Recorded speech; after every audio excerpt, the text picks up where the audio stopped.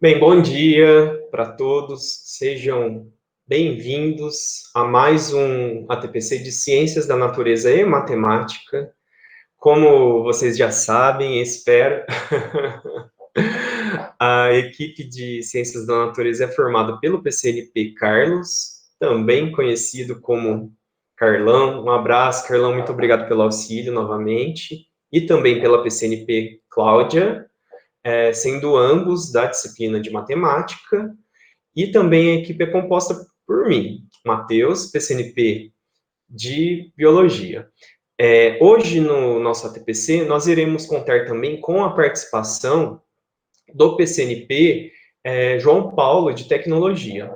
O João, ele vai explicar para a gente, hoje, um assunto muito bacana. Então, ele vai falar sobre como funciona os sistemas binários nos computadores.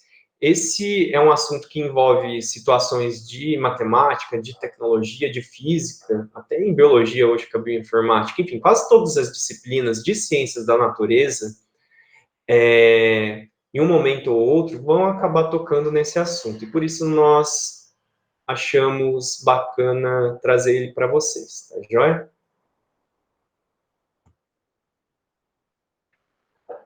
Bom, esse slide é só para lembrar vocês que na pauta formativa enviada aos seus coordenadores há 2 links, então se vocês ainda não têm essa pauta, é só pedir para o coordenador que ele repassa para vocês.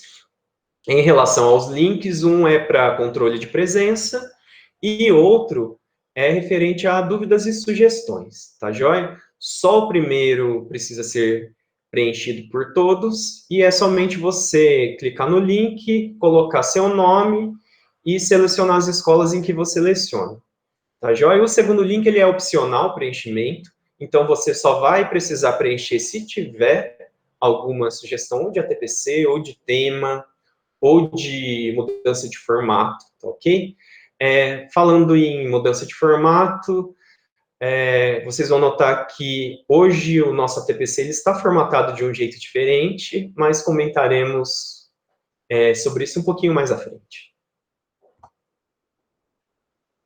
Bem, só para vocês se situarem no dia de hoje, agora nós estamos tendo formação de maneira intercalada, então nós temos semana A e semana B. Na semana A, nós teremos participação de todas as áreas, com a TPC da Diretoria de Ensino, e na semana B, nós teremos formação com a EFAP, com pautas específicas sobre recuperação e aprofundamento. Então, hoje, conforme destacado em vermelho aí nesse slide, nós estamos na semana A, assistindo as 2 pautas da DE, ok? Bem, lembram que falei logo no começo com vocês a respeito de formatação e sugestões. Uma das sugestões que nós tivemos através dos inúmeros feedbacks dos ATPCs foi que o ATPC tivesse pelo menos uma pausa, tá ok? O que foi explicitado é que devido ao período ser muito longo, de 1h30, vocês precisavam de uma pausa de 5, 10 minutos para vocês conseguirem respirar e processar o que foi apresentado. Pois então, estamos seguindo essa sugestão hoje, assim como a participação do PCNP João também é visando atender pedidos de vários professores. Bem, espero que vocês gostem desse formato e também dos assuntos que serão tratados hoje. Vamos falar um pouquinho dos objetivos do ATPC de hoje. Então, o primeiro objetivo é refletir sobre a influência do pensamento reducionista mecanicista, assim como do pensamento sistêmico na construção do conhecimento. Então, pode soar um pouco estranho essas palavras, essas linhas de pensamento, mas nós iremos abordar esses 2 pensamentos de forma bem didática através de 2 vídeos, e eu acho que vocês não terão problemas para entendê-los, tá joia? Nós vamos hoje também analisar o documento Orientações e Sugestões para atividades de recuperação e reforço durante as atividades presenciais opcionais. Você pode estar falando, mas isso é para quem retornou presencialmente. Então, a gente sabe que a nossa região regrediu para a fase laranja e as atividades presenciais só ocorrerão após 28 dias na fase amarela. Então, nós temos ciência que as unidades escolares ainda não retornaram presencialmente, mas nós também achamos que essa recuperação já pode se iniciar à distância, visando minimizar o máximo possível essas defasagens dos meus alunos, que provavelmente serão relevantes após o fim da pandemia, tá ok? Outro objetivo é compreender alguns preceitos básicos para se realizar um bom processo de recuperação da aprendizagem. Então, a recuperação da aprendizagem, ela não é um processo simples, então ela precisa de alguns diagnósticos e procedimentos para serem realizados, então a gente vai comentar um pouquinho sobre isso hoje. E o último objetivo é compreender a metodologia dos sistemas binários através de uma atividade lúdica.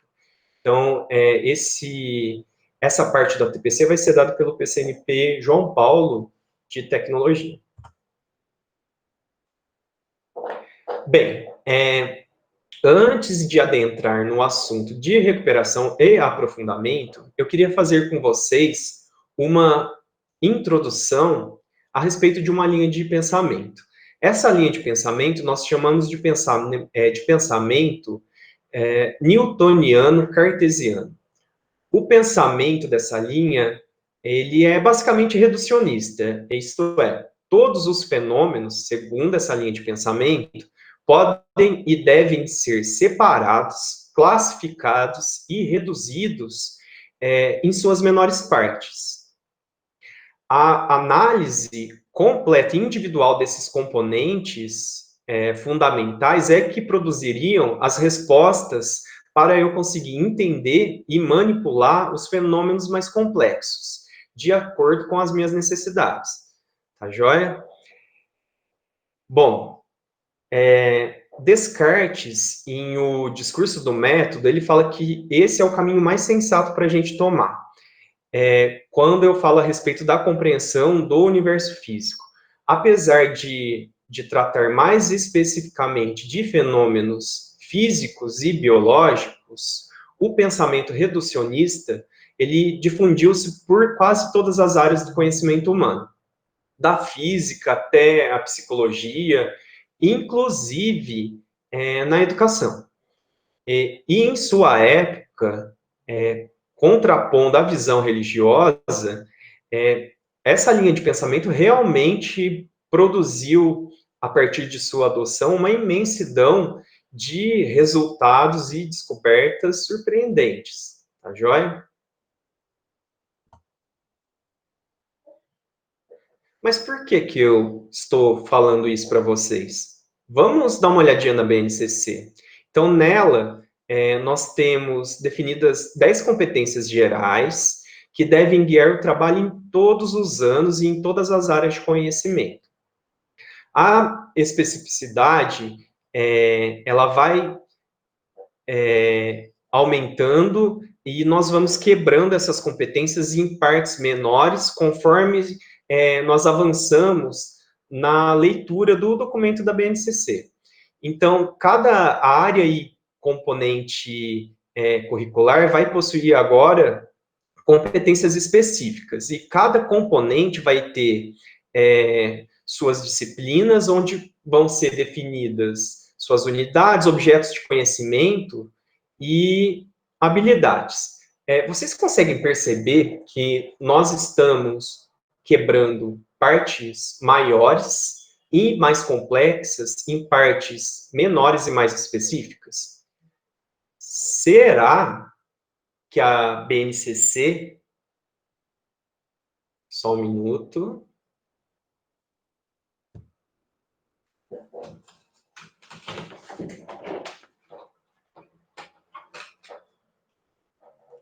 Voltando, só ligando o notebook na tomada. Então, retomando aqui. Vocês percebem que nós estamos quebrando partes maiores e mais complexas em menores? Será que a BNCC segue a lógica reducionista mecanicista?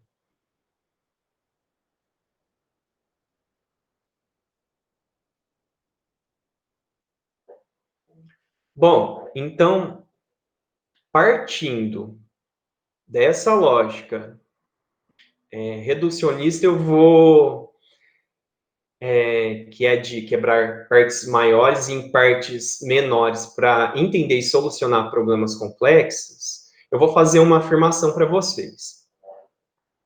Se eu for capaz de identificar quais habilidades estão em defasagem nas minhas turmas, conseguirei desenvolver estratégias eficazes para recuperá-las.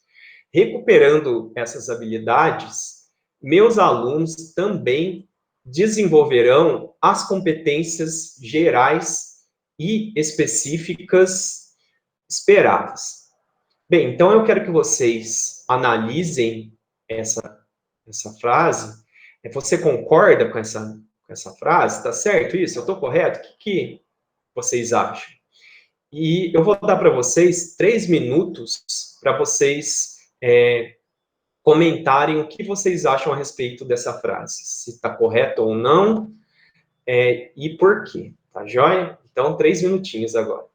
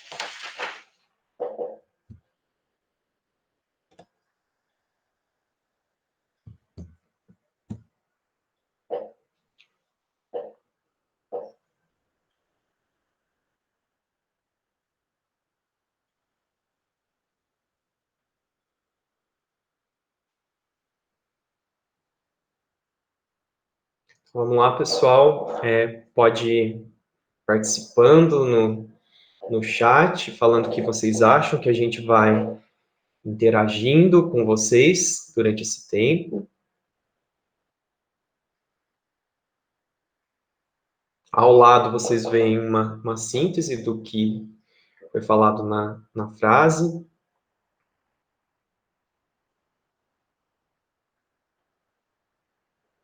No quadro ao lado, no quadro em branco.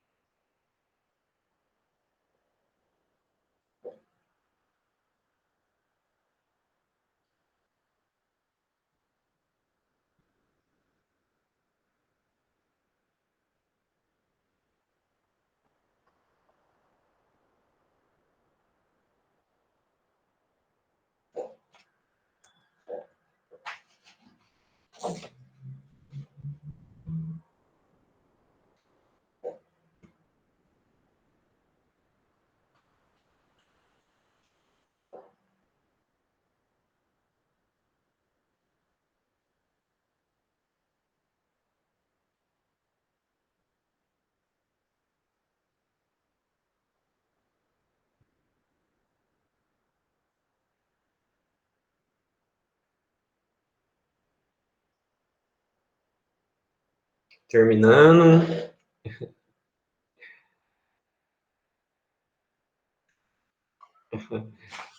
Bom, muito obrigado pela participação. E agora a gente vai dar prosseguimento, ok?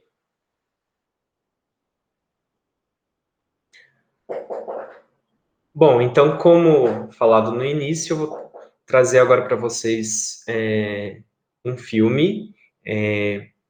Esse filme ele chama Ponto de Mutação e ele fala sobre exatamente a mutação que a sociedade passou mais recentemente. Então, nós tivemos uma evolução do pensamento mecanicista, reducionista, para um pensamento sistêmico, que vai além das partes. Então, nós precisamos, segundo o pensamento sistêmico, olhar para um todo para conseguir resolver problemas mais complexos. O filme Ponto de Mutação, ele é baseado no livro de mesmo nome. O nome do escritor é Fritjof Capra. Esse filme ele traz um embate entre pensamentos de uma física desiludida com os rumos que sua profissão tomou, de um político bem-sucedido nos Estados Unidos. No entanto, esse político acabou de perder a eleição a presidente. E a última pessoa que aparece nesse vídeo é um poeta que está recém-separado e se encontra na crise de meia-idade. O trecho que eu vou passar é o momento que essas três pessoas se encontram pela primeira vez na torre de uma construção medieval e eles começam a analisar um relógio muito antigo que tem nessa torre. E é na discussão entre esses personagens que se desenrola esse filme. Então, para quem tiver a oportunidade de ver, tanto o filme quanto o livro são muito interessantes. Então, vamos passar o trecho para vocês assistirem.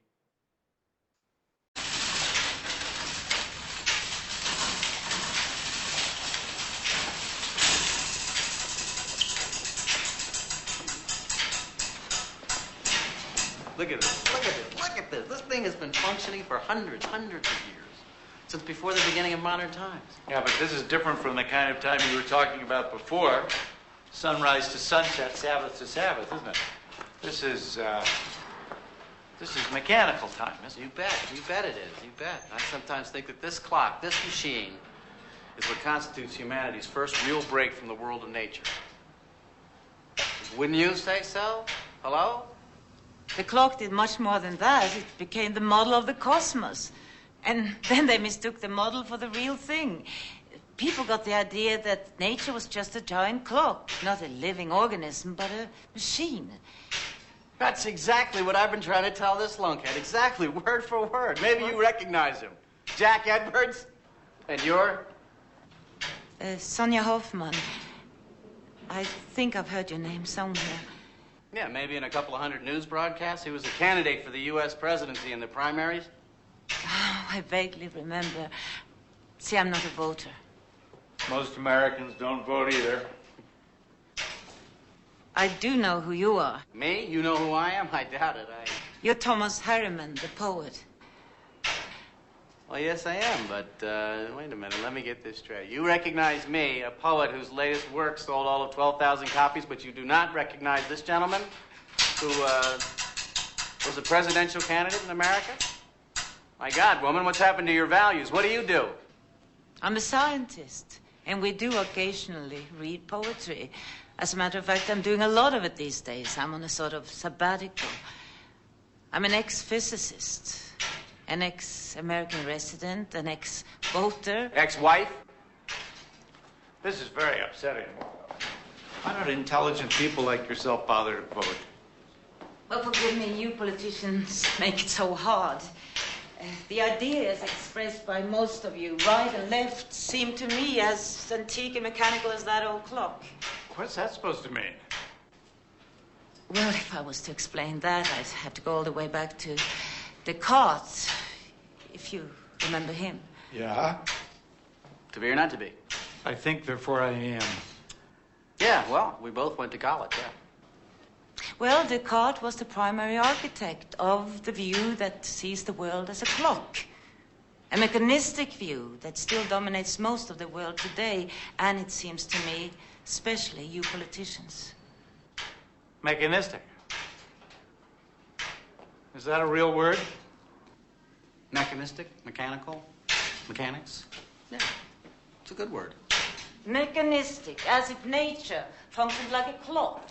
You take it apart, reduce it to a number of small, simple pieces, easy to understand, analyze them, put them all back together again, and then you understand the whole. Isn't that what's known as scientific thinking, Miss Hoffman? Really? What you call the mechanistic view, isn't that what the scientific method's all about? Is it? Well, I don't think so, but I'd like to kind of hear from the physicist, Jack. All right, I'm sorry. Please continue. Well, you're right in a way, Mr. Jack. Call me Jack. Okay, Jack, you are right in a sense. But it wasn't always so, not before Descartes. When he introduced such thinking, it amounted to a revolutionary break with the church. He said, I don't need the Pope to tell me how the world functions. I can find that out for myself. Because to me, the world is just a machine. And then he became fascinated with clockworks and made the clock into a central metaphor. He said, I consider the human body as nothing but a machine. A healthy man is like a well-made clock. A sick man is like an ill-made clock. Well, the metaphor seems a little clumsy now, but it worked, didn't it? Yes, so successfully that scientists came to believe that all living things, plants, animals, us, are nothing but machines. And that's the fallacy. It carried over into everything, arts, politics. I don't know. It seems to me that most people don't even remember who Descartes was. I'm sorry. I guess I just don't follow you. But he'd like to. If you could just break it down into 30-second media bites, that's more what he's used to. Very funny. All right, what is it that I don't recognize? What's so bad about Descartes? But there's nothing bad about Descartes. In fact, I think Descartes is wonderful. He was a godsend to the 17th century. But times have changed since then. We need a new way of understanding life. That pendulum, for example, has long since been replaced by a tiny quartz crystal. And these magnificent hand-forged wheels turned into a microchip the size of my thumbnail. That's how far modern science has left mechanistic thinking behind. But you politicians, you seem to have that clockwork still ticking in your head.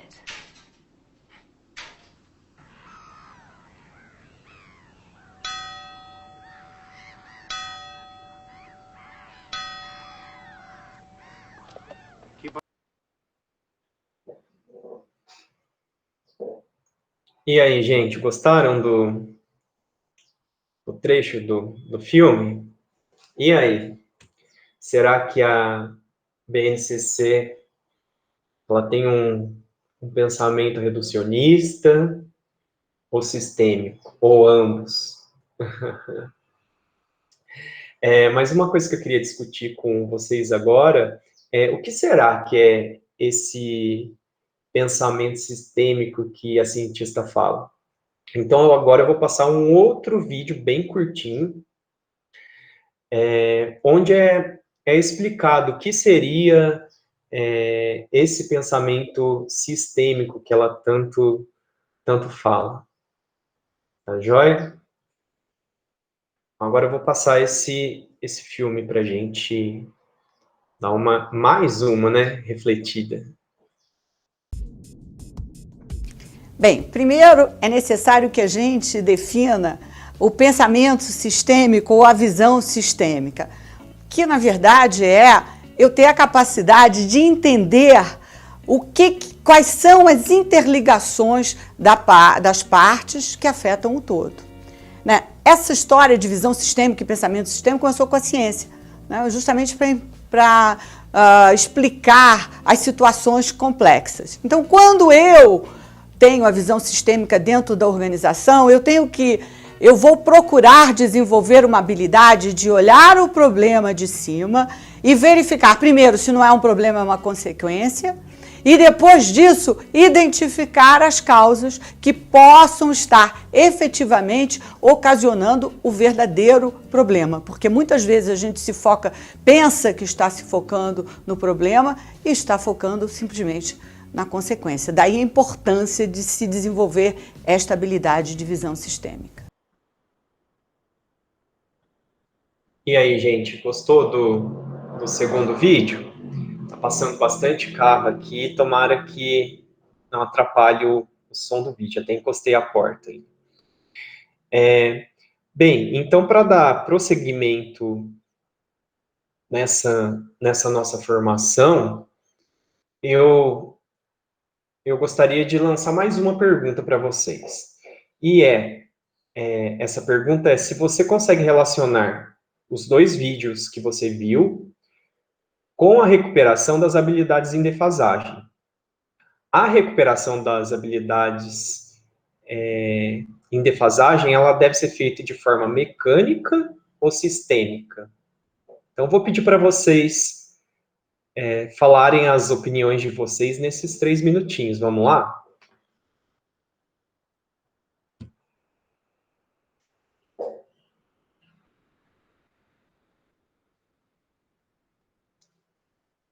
Então, vamos falando. Qual será que é a melhor forma de eu abordar as habilidades em defasagem durante o meu processo de recuperação? Eu quebro o problema em partes menores, faço uma abordagem mecânica de cada habilidade, ou eu faço uma abordagem sistêmica, olho meu aluno, olho a turma como um todo. Então, vão falando aí o que vocês acham.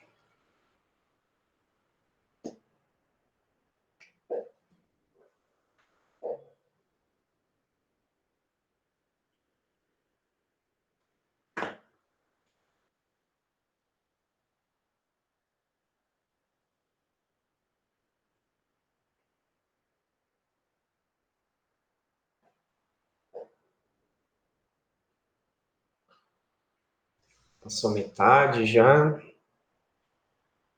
Muito calor por aí também.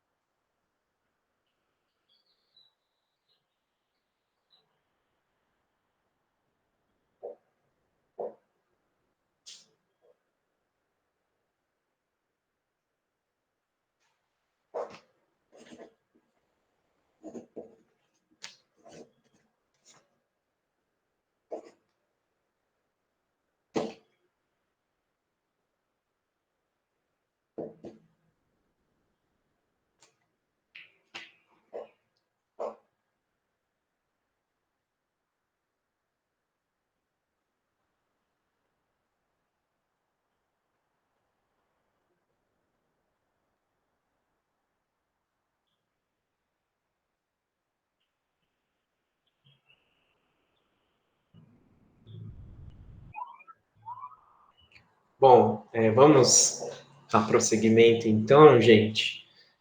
Vamos dar mais uma olhadinha nesse documento. Novamente, as orientações e sugestões para atividades de recuperação e reforço.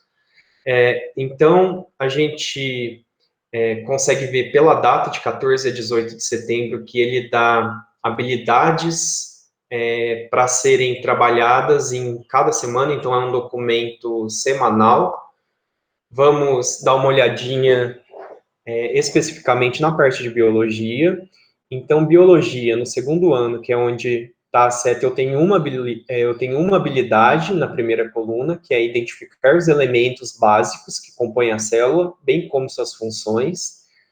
Na segunda coluna, eu tenho o link para o dia que foi trabalhado essa habilidade no centro de mídias. Na terceira coluna, eu tenho onde essa habilidade está no caderno do professor e no caderno do aluno.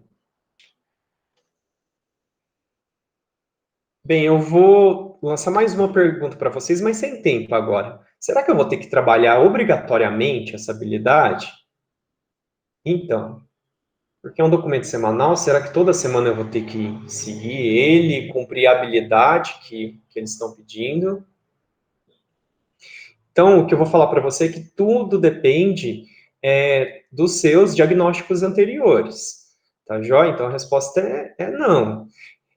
Então, eu vou ter um diagnóstico inicial meu, eu vou ter as minhas provas, eu vou ter as minhas observações realizadas, os meus exercícios de sondagem, as situações, problemas que eu desenvolvi durante minhas aulas, e estes documentos, em conjunto, junto com outros instrumentos de avaliação, é que vão ajudar a eu enxergar os diferentes saberes de cada um. Então, olhar apenas a nota das provas ou uma habilidade separada não é suficiente para eu saber como eu vou conseguir recuperar o que não foi aprendido. Tá joia? E como que eu vou analisar os resultados dessas diversas estratégias de avaliação? Em relação às provas, uma boa forma é eu analisar de uma vez só a resposta de todos a uma mesma questão. Então, quando eu faço isso, é importante eu anotar quais são as dificuldades encontradas, então, quem errou, por que errou, como, as ideias que a turma, no geral, apresentou sobre o assunto, quais foram os equívocos mais comuns. Então, eu posso tabular esses dados e, assim, eu vou conseguir investir com mais força e retomar coletivamente, fazendo a recuperação em pequenos grupos. Então, aqui, nessa figura, a gente tem um exemplo de como fazer essa recuperação nesses grupos pequenos, não vou me aprofundar, tá bom? Essa é uma figura da revista Nova Escola, que vai estar na bibliografia. Então, ao analisar os cadernos, os portfólios, os trabalhos, eu vou ter um retrato dos diferentes momentos em que se encontra a minha turma.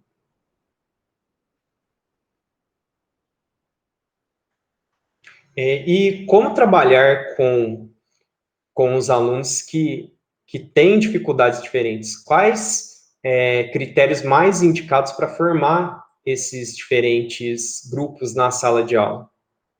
Então, o mais importante é eu ter um diagnóstico bem feito. Eu tendo um diagnóstico bem feito, eu vou conseguir apontar mais precisamente os problemas de cada um em relação aos conteúdos trabalhados na sala de aula até o momento. E aí sim eu vou conseguir dividir a minha sala por grupos. Então, um grupo pode ser constituído pelo os que não apresentam dificuldades, e esse grupo precisa continuar avançando. E os demais, eles podem ser divididos, por exemplo, em agrupamentos com dificuldades comuns. Porém, se eu detectei que um problema é geral da sala, ou com grande parte da turma, aí vai caber uma reflexão. Será que o problema não é de metodologia ou de estratégia utilizado? Será que elas estão coerentes com o meu objetivo?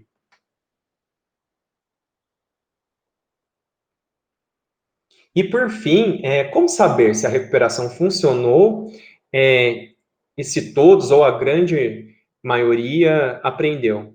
Então, normalmente é com novas avaliações e análises, e a partir dessas novas avaliações e análises, eu vou interpretar seus resultados. Então, eu posso apresentar questões semelhantes a das avaliações anteriores e pedir que meus alunos respondam individualmente, eu posso retomar aquele diagnóstico inicial e comparar com o que eu tenho agora, vendo como que está o desempenho de todos, e aqueles que foram superando as dificuldades, eles podem começar a ser transferidos para os grupos que dependam de novos desafios. Bem, agora a gente vai dar um intervalinho de 10 minutos. Espero que vocês tenham gostado dessa primeira parte do nosso ATPC, que tenha acrescentado de alguma forma ao conhecimento que vocês já têm. E em breve nós retornamos com o PCNP João Paulo. Tá joia? Um abraço.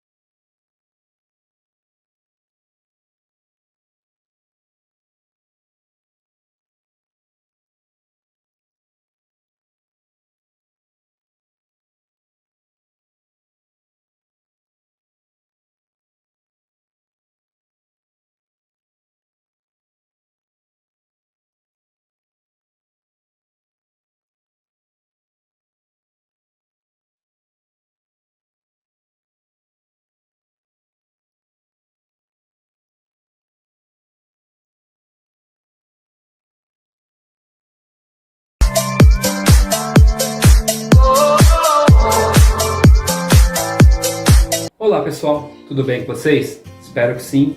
Meu nome é João Paulo, sou PCNP de Tecnologia e hoje falaremos a respeito do sistema binário, recurso esse utilizado para transformar qualquer dado em 0 e 1. No mundo existem 10 tipos de pessoas, as que sabem binários e as que não sabem. Até o final dessa reunião você entenderá essa piada. Qual que é a vantagem do sistema binário? Primeiro é a questão do armazenamento. Você vai utilizar apenas 2 dígitos para armazenar qualquer dado. Você não vai precisar de 26 letras, os 10 algarismos e outros símbolos como espaço, hashtag, arroba e por aí vai. Também é uma oportunidade para a gente aprender a linguagem de máquina. Linguagem de máquina é a forma como uma máquina se comunica e armazena, processa e manipula dados, que é através de uma sequência de 0 e 1. Máquina aqui é um computador, um smartphone, um notebook, um desktop, ou seja, tudo aquilo que transforma com digital, transforma com arquivos em formato digital, arquivos que estão em sequências de 0 e 1. Como isso funciona na máquina? De uma forma bem simples e resumida. Através de expressões booleanas, portas lógicas e o próprio sistema binário, eu consigo transformar qualquer informação, qualquer dado do mundo real, como um áudio, uma imagem ou um texto, um vídeo, em formato em sequências de 0 e 1. E assim fica melhor para ser armazenado, memorizado. Um exemplo disso é aqui é o nosso texto, né, a nossa frase, te amo. Essa frase ela está colocada numa sequência de 0 e 1 de acordo com a tabela ASCII. Essa tabela aqui, ó, que a gente está aparecendo agora, que a gente está um pedaço dela, que é uma tabela que tem a codificação de 8 bits, né? 8 sequência de 8 dígitos, ou 0 ou 1, para representar uma letra, um espaço, um algarismo, ou uma outra caractere, como arroba, aspas e por aí vai. Então veja, te amo fica dessa maneira em binários. Parece estranho pra gente porque somos humanos, mas para a máquina não. Na hora que isso está dentro da máquina, ela entende o seguinte, que 0 é baixa voltagem, não passa energia. 1 é alta voltagem, passa energia. Isso feito na velocidade da luz gera alguma coisa. Aí no nosso caso, gera a frase te amo. Como isso acontece na máquina? De uma maneira mais simples ainda. Na hora que você está escrevendo, numa linguagem de alto nível, dentro do seu programa, no caso editor de texto, a frase te amo, ela foi transformada em binário, foi para a CPU, que é o processador fez ali a transformação, foi buscar na memória RAM, secundária ou principal, fez algo na linguagem de máquina, é compilado, ou seja, transforma de binário novamente para a linguagem do que você está usando, no caso o editor de texto, e aí é projetada a frase eu te amo. Só que isso é feito bem rápido. E aí a gente tem aí a aplicação do binário por que entender. Você deve estar pensando, nossa, mas isso é complicado, é difícil, né? Realmente, ninguém vai ficar parando para pensar que eu te amo em binário vai ter tantos zeros ou tantos uns. A gente não precisa fazer isso. A máquina já faz isso pela gente. Aqui então a vantagem é só aprender. E isso é um tipo de atividade que pode ser trabalhado de maneira desplugada, que é o que faremos hoje. Faremos uma atividade desplugada, que você pode usar com seus alunos, tanto nesse processo agora de ensino remoto, ou quando voltar, também no processo de ensino presencial. É uma atividade onde você vai explorar com o aluno a possibilidade dele entender e compreender os binários, sem se preocupar em fazer conta. Porque a gente pensa, nossa, matemática binária, vou ter que transformar, vai dar um trabalho, eu não sou professor disso. Calma, não é isso que a gente vai ver. A gente vai ver o quanto que uma atividade dessa, de maneira desplugada, a gente trabalha com o termo computação, de ciência da computação, independente da sua área de formação. Como a gente está falando aqui para a área de natureza e matemática, é uma oportunidade para mostrar também a aplicação de um conhecimento, que no caso é o sistema binário. Desculpa pela moto que está passando, eu estou gravando de casa, para mostrar a aplicação de conhecimento matemático no nosso dia a dia, que se não fosse pelos binários, nós não teríamos hoje a computação que nós temos. Beleza? Bora lá para a nossa atividade? É isso aí, pessoal. Então vamos lá para a nossa atividade. Essa atividade está no caderno de tecnologia do ensino médio. Então quem dá aula de tecnologia também é uma oportunidade para ver um pouco dela. Mas ela pode ser usada na aula de matemática ou na aula de física, por exemplo, que são as duas matérias que estão mais ligadas a esse assunto. Também, pessoal, é válido lembrar que essa TPC é gravada, entretanto a interação é ao vivo. Ela teve que ser gravada porque eu não consegui imaginar, pensar, e também, na verdade, eu não sei como fazer esse processo ao vivo, com o celular, que é o que eu tenho. Então vamos lá, pessoal. Primeira coisa, a gente vai pegar 6 cartões e recortar 6 cartões. Eu aqui no caso, peguei EVA e recortei 6, beleza? E a gente vai fazer o seguinte, de um lado do cartão vai ficar em branco e do outro lado a gente vai colocar bolinhas, representando uma quantidade.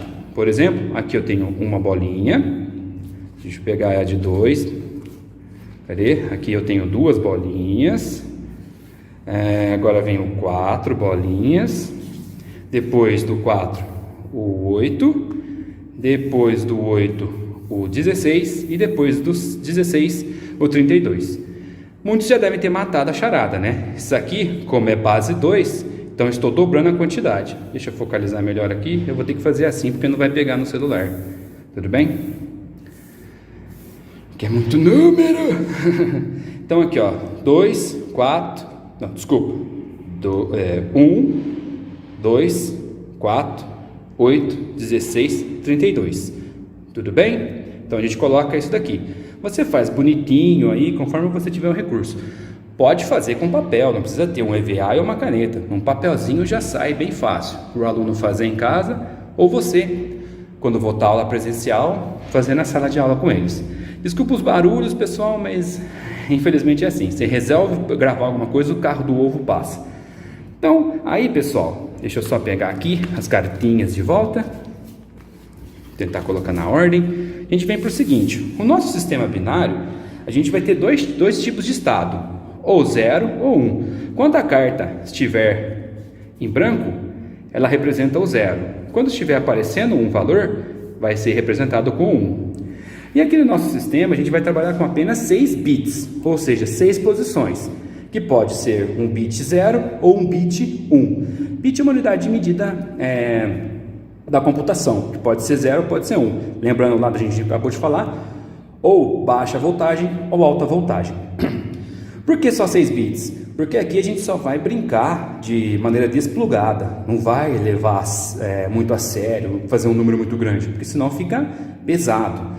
Tudo bem? Ok? Então vamos lá para continuando. Então o estado da nossa posição pode ser 0, para ser 0 a carta fica com a face branca para cima, ou pode ser 1, onde a face com o número fica para cima, beleza? E como eu procedo a leitura? A leitura é da direita para a esquerda, do menor e indo para o maior. Então eu sempre posiciono aqui na primeira casa a minha carta 1, que aqui no caso a carta 1, depois vem a carta 2, aí a carta 3 e assim por diante, tudo bem? Beleza? Para facilitar, pessoal, em computação a gente começa a contar a partir do 0, tá? O 0 ele é contado também para ficar mais fácil. Então a posição 0, posição 1, posição 2. Isso é muito legal saber a posição 0, considerar o 0 como posição, porque esse carinha aqui vai ser o 2 elevado a 0. Calma que a gente chega lá. Tudo bem? Então eu sempre faço a leitura dessa maneira, da direita para a esquerda, da menor e indo para a maior. No meu caso, a minha maior carta vai ser a carta com 32 pontos. Belezeira? Ok, vamos lá então. Então vamos lá, pessoal, para o nosso exemplo. Então eu tenho o número 21 na base decimal. Esse 10 aqui embaixo significa que ele está na base decimal. A gente não fica escrevendo isso direto, porque não precisa. Só coloquei para a gente não confundir com o outro que vai estar em binário. Tudo bem? Aí, o que eu faço? Lembrando então, né, da direita para a esquerda. Opa, bati aqui no meu suporte, foi mal. Deu uma tremida. Então eu coloco as cartas do menor para o maior. Posição 0, posição 1, 2, 3, 4, 5. Belezeira? Então vamos lá. Lembrando então que a carta para cima é o 1 e para baixo é o 0. Então, ó, 21. Vamos lá. Para escrever o número 21, eu posso pegar a carta com 16, a carta com 4, 16 com 4, 20, e a carta com 1. Então esse número, o resto, então eu vou deixar para cima apenas as cartas que eu vou representar a soma para dar 21, que é 16 mais 4 mais 1. As outras todas eu viro para baixo, porque eu não usei. Então aqui, aqui, aqui, beleza. Pronto, aqui eu tenho representado o número 21 na base binária. Então ele vai ser 0, 1, 0, 1, 0, 1. Então 21 em binários fica 0, que é dessa posição, 1, que é dessa posição, 0, que é dessa posição, 1, que é dessa posição, 0, que é dessa, e a última ali, o 1. Pronto. Então aqui o número 21 na base decimal, no nosso padrão de 6 bits, fica 0, 1, 0, 1, 0, 1. 21. Porque se você pega e deixa a carta 0 para baixo, essa carta aqui, ó, dessa casa tá para baixo, essa para cima, para baixo, para cima, para baixo, para cima. Beleza? Vamos fazer mais um? Deixa eu voltar na posição inicial, né? Todas para cima. Beleza? Deixa eu focalizar aqui. Pegar. Agora a gente vai ver o número 43. 43 está em base decimal. Quero transformar, base de 10, desculpa, e quero transformar para binários. Então vamos lá, 43. Eu posso pegar o 32 para chegar no 40. 32 para chegar no 40, falta o 8. Então pego o 32 com 8, 40. 40, falta mais 3. Então eu pego a carta, essa carta aqui tem 2 e tem 1. O resto tudo fica para baixo. Então vamos lá? Então voltando, 43 é 32 mais 8 que dá 40, mais 2 que dá 42 e mais 1 que dá 43. Então essa carta aqui eu não usei, fica para baixo. Essa eu não usei, fica para baixo. Beleza, carta para baixo é 0, carta para cima é 1. Então eu vou escrever esse número 43 na base 2. Deixa eu colocar o 2 aqui que faltou. Ele vai ficar, então aqui para cima é 1, para baixo é 0, para cima é 1, para baixo é 0, 1, 1. Aqui está o número 43 em base binária. Viu como é fácil? Como é simples? Muito simples. Você não faz conta, quer dizer, você só faz só uma soma, né? Mas soma é fácil. Tudo bem? Beleza, a gente pegou de base 10 e transformou para base 2. Vamos fazer o inverso. Vamos pegar então na base 2 e transformar para a base 10. Então vamos lá. Deixa eu colocar todo mundo. Eu sempre começo assim. Você pode começar ao contrário, pode começar com todas para baixo. Eu começo com todas para cima. Então olha só, as duas primeiras posições é 0. Então elas são para baixo. As outras, as 3 sequentes são para cima. Então deixei para cima. E a última é para baixo. Então ela está para baixo. Que número que é esse? Ora, é só somar as cartas. 8 com 4, 12. 12 com 2, 14. Então esse daqui é o número 14 na base 10. Que 4 feio. Beleza? Nossa, muito fácil. Vamos pegar um outro exemplo? Vamos voltar para as posições originais. Agora esse número aqui embaixo. 1, 0, 1, 0, 1, 0. Que número será que é esse em decimal, em base 10?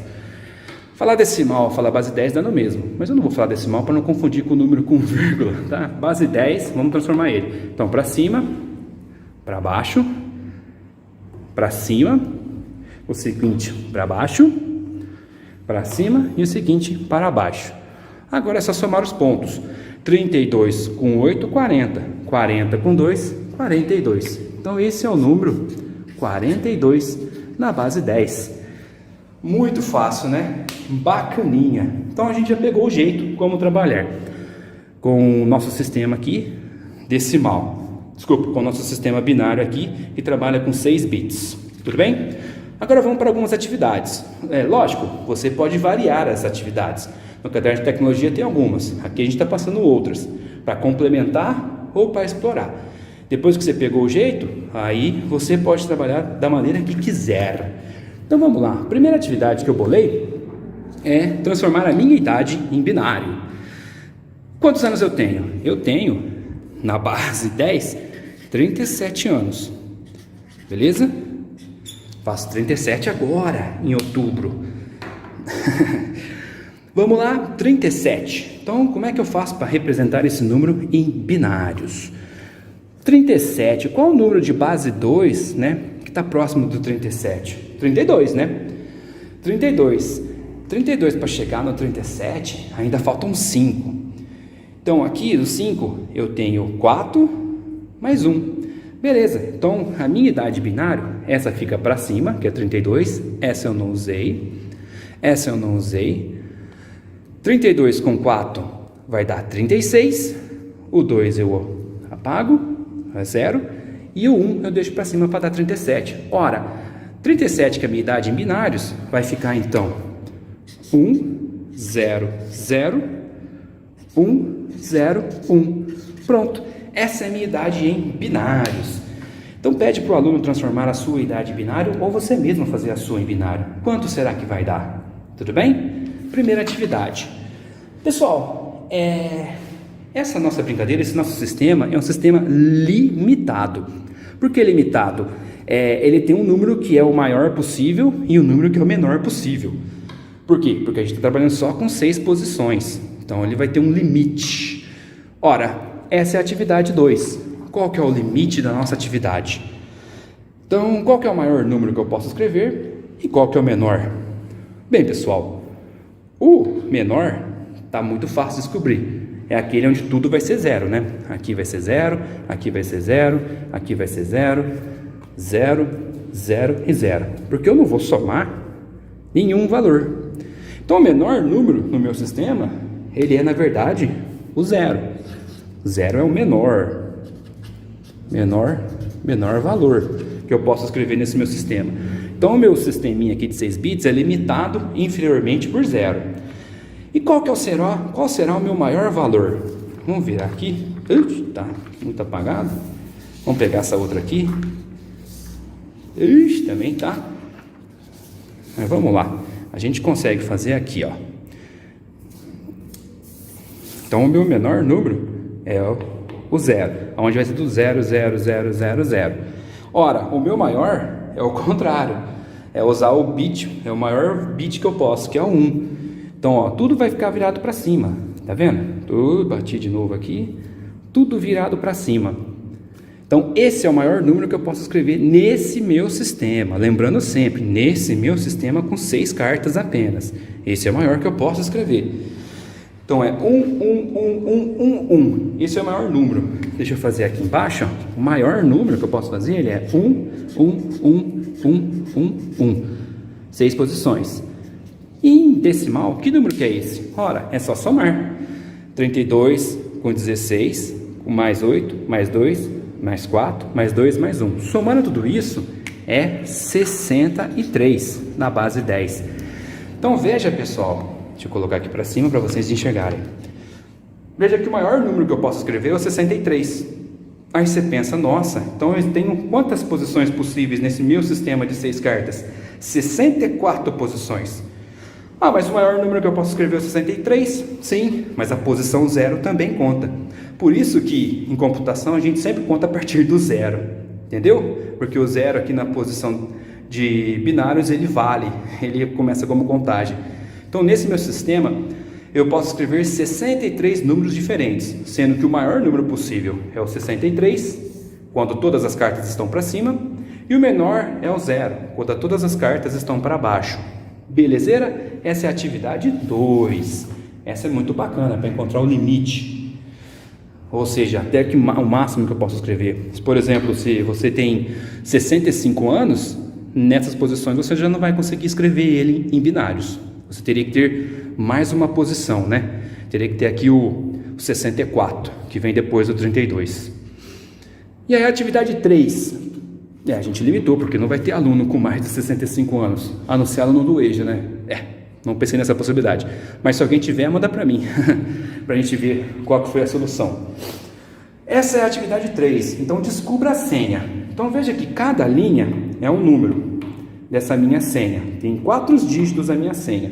Então, vamos descobrir esses números. Está em binário. Então, o primeiro número, ó, a posição aqui é 0, para baixo. 1, 2, 3, né? As 3 casas. 4, também, que é para cima, né? Aqui, ó. 1, 2, 3, 4, corresponde a cada dessas 4, e a última é para baixo. Pois bem, que número que é esse? Agora é só somar. 16 com 4, 20. Com 8, 28. 28 mais 2, 30. Então, esse meu primeiro número é o 30. Tudo bem? Entenderam? 16 com 8, mais 4, mais 2, 30. Agora, o maior número possível, né? Se você quiser escrever ele, pode. Mas a gente já viu, já sabe que ele vai ser o número 63. Então, o próximo número da minha senha é o 63. Agora, esse número, nossa, está muito fácil, né? Se toda a posição 0,00000 é o 0, então 0,0001 só pode ser 1. Mas vamos fazê-lo aqui, ó, na carta, para tirar a prova real. Beleza? Então, olha só, é o 1. Então, esse meu próximo número é o número 1. E, por fim, esse cara aqui. A gente já trabalhou ele recentemente aqui. Mas vamos achá-lo, ó. Então, essa aqui é para cima, para baixo. Para cima, para baixo. Para cima, para arriba e para baixo. Beleza? Então, esse número, que número que ele vai ser? Vamos, esse carinha aqui, ó. Então, vamos somar? 32 com 8 dá 40. 40 com 2, 42. Então, esse aqui é o número 42. Ora, a minha senha já foi escrita. Ela é 30, 63, 1, 42. Descobri a senha. Então, aí, pessoal, essa atividade é interessante para os alunos brincarem entre si. Ele pode escrever a senha em binário e mandar o amiguinho dele descobrir em base 10, ou escrever em base 10 e mandar descobrir ela em binário. Tudo bem? E, lógico, para encerrar essa nossa parte, a gente pode deixar um desafio. Desafio, muito interessante esse desafio. Primeiro, pegue a sua idade em binário, a não ser que você tenha mais de 65 anos. Depois você pega a idade do seu amigo, também em binário. E você vai somar essas idades e ver qual que é o valor dela em binário. Ora, pessoal, como eu posso resolver esse desafio? Existem várias maneiras. O legal da matemática é isso, ou da área de ciências, é que várias maneiras chegam ao mesmo resultado. Então, esse é o desafio. Pense, como a gente pode solucionar? Transformando a idade minha em binário, do meu amigo em binário, e somando as duas. Como é que eu faço essa soma em binário? Ou será que eu preciso somar em binário? Enfim, é um desafio. Pense em como resolver. Beleza, pessoal? Então aqui são as nossas atividades que a gente propõe com as cartas para, de maneira desplugada, nós podermos representar os binários. Viu que a gente não usou matemática nenhuma. Matemática, vamos dizer assim, matemática pesada. A gente simplesmente trabalhou com somas, né? E somas mentais até. Se tiver dificuldade para somar, pode pôr no papel. Mas é muito simples. E o que é o interessante dessa atividade? A gente trabalhou com uma matemática sofisticadíssima, que é a transformação de bases, de maneira bem lúdica e simples, para o aluno pegar o jeito, entender o que é linguagem de máquina. Isso que a gente fez é a chamada linguagem de máquina, é a forma como a máquina processa dados. Tudo bem? Então agora a gente vai para a nossa parte 2, que é, lógico, a teoria. Pessoal, se você assistiu até aqui, você já pegou o principal da atividade com as cartas, que é representar os binários por ela. Essa parte agora aqui é a parte de matemática, para a gente mostrar a teoria que está por trás. Porque brincar de matemática, para você pegar o gosto e se motivar, é legal. Mas depois é sempre bom a gente falar da teoria, para não ficar como se fosse uma mágica. Falar, nossa, qual que é a teoria por trás disso? Porque a gente só fez a prática, agora a gente vai ver a teoria, tudo bem? Então, a teoria, SND, Sistema Numérico Decimal, que é o que a gente usa, né? Por exemplo, o número 123, ele é 100 mais 20 mais 3. Lembra lá da sua quarta série ou quinta série? Quinta série é vida louca, né? Unidades, dezenas, centenas, aí vem milhares. A gente não escreve 100 mais 20 mais 3, porque fazer isso é loucura. Como o nosso sistema é um sistema posicional, dependendo da posição que o número está, ele vai ter um valor, então a gente coloca 123. Mas 123 é 100 mais 20 mais 3. Aí, pessoal, o que a gente tem aqui? Na verdade, o 100 ele é 10 vezes 10, que é 10 elevado à segunda. O 20 é 10 elevado à primeira. E o 3 aqui está sendo multiplicado por 10 elevado a zero. Propriedade das potências, todo número elevado a zero, exceto zero, é igual a 1. Então aqui ó, é o 1, esse 10. 3 vezes 1, 3, está aqui. Lógico, se a gente não escreve assim, muito menos vai escrever dessa maneira, né? Porque aí é mais maluquice ainda. Mas essa é a teoria. Esse número aqui, que a gente está vendo, ou qualquer outro na base decimal, ele é, na verdade, esse padrão de soma. Mas como o nosso sistema é posicional, dependendo da posição que ele está, ele recebe um valor, por isso que a gente já pode escrever dessa maneira. Aí, às vezes você foi educado usando o cubo mágico, não, material dourado, que aí tinha o milhar, né? O milhar é aquele cubo com vários valores, a centena que era um quadrado, a dezena que era um compridinho assim, e a unidade pequenininho, tá? Então, aquilo lá está aqui em matemática e a gente chega aqui. Então, começa aqui, vem para isso e pá, utilizamos isso. Mais uma vez eu chego a dizer, ninguém vai ficar fazendo isso ou isso, já faz dessa maneira, tudo bem? Praticidade, isso é só uma explicação teórica. Beleza? E a gente caminha dessa maneira, do menor para o maior, da direita para a esquerda. Então aqui ó, elevado a 0, a 1, a 2 e assim por diante. Sempre números, no caso aqui, números inteiros positivos. Quando for decimal, é números menores que 0, a gente não vai entrar nisso agora, tudo bem? Então aqui começa do 0 e vai subindo. Por isso que eu falei que em computação a gente fala da posição 0, porque aí você não se confunde na hora de colocar o 0 aqui, certo? Do menor para o maior. Igualzinho a gente fez os nossos exemplos com o SNB, Sistema Numérico Binário, que é onde a gente vai trabalhar com apenas dois valores, ou 0 ou 1. No nosso exemplo aqui, o 0, 1, 0, 1.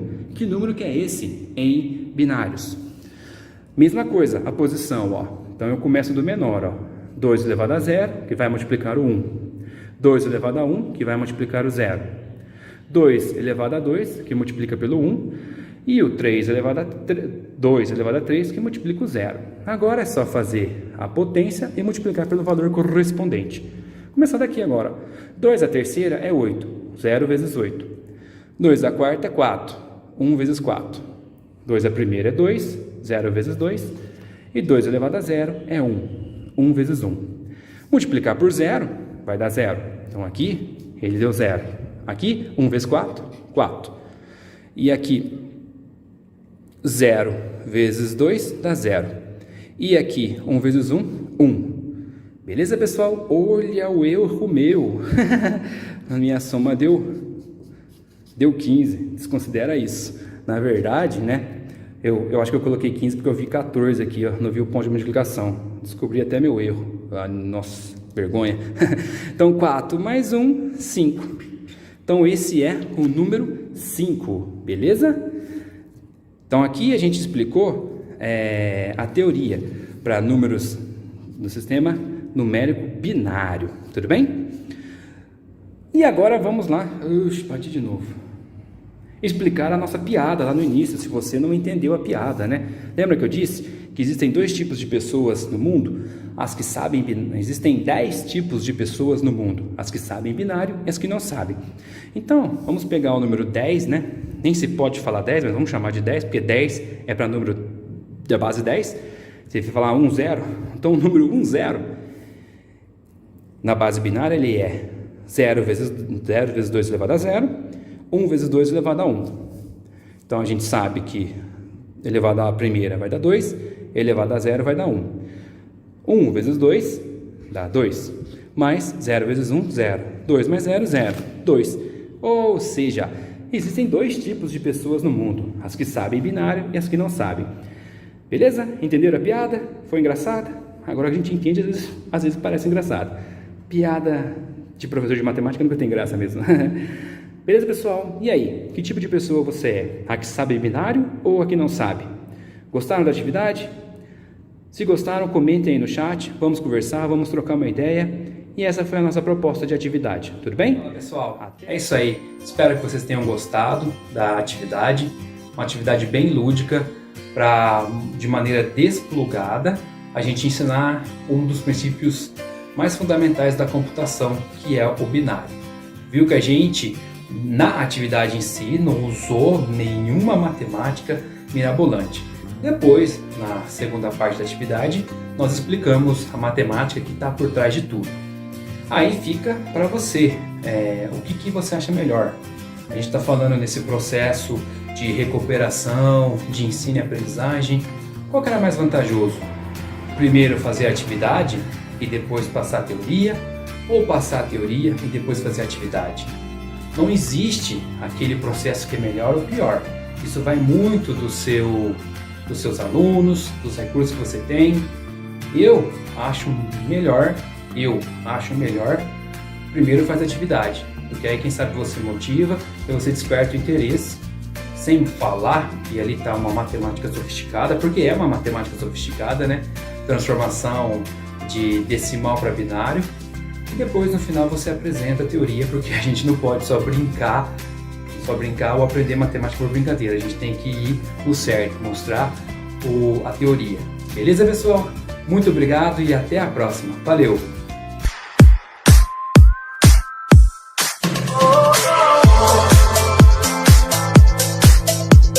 Muito obrigado a todos pela participação, pela atenção. Obrigado também ao PCNP João